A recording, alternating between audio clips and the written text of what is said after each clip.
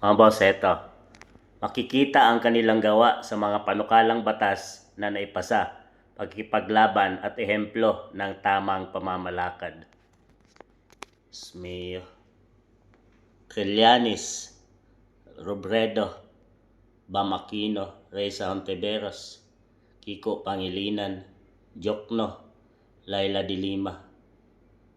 Tamang pamamalakad at mga batas.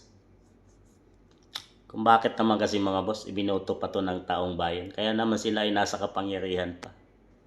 Nanggugulo nanggugulo lang tong mga to eh. Yung mga pinklawan, dilawan na to mga boss. Ang kanilang pakikiglaban ay laban lang sa mga Duterte. Hindi sa mga nangyayari, sa mga corruption ng administrasyon ngayon. Kundi ang kanilang binabanatan ay mga Dutertes.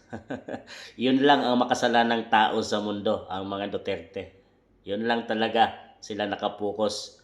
Doon ang paningin nila. At doon yung gawi, isa ang pattern nila mga boss.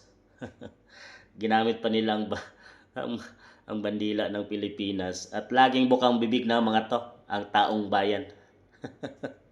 Dinadamay tayo mga boss sa kanilang mga pinaggagawa. Taong bayan, makita sa kanilang gawa, panukalang batas na naipasa. Ano mga batas na naipasa ng mga to?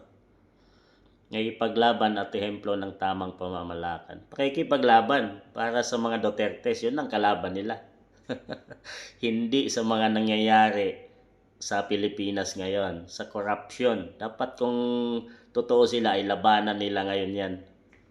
Dahil talamak na ang corruption, mga budget insertion ngayon sa pamalaang PBBM mga boss. Pero wala silang nakikita kundi Dutertes, Dutertes, Dutertes. Yun ang kanilang main goal at pamamalakad mga boss.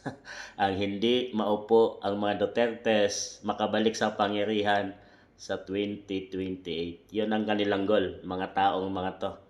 Ibinoto nyo ba to mga boss? Bakit naman kasi? At kaya tuloy sila ay merong kapangyarihan ngayon at nandyan nanunungkulan sa ating bayan. Itong mga to mga boss. Ayan. Kung gusto nyo at iboto nyo ba to sa susunod na halalan.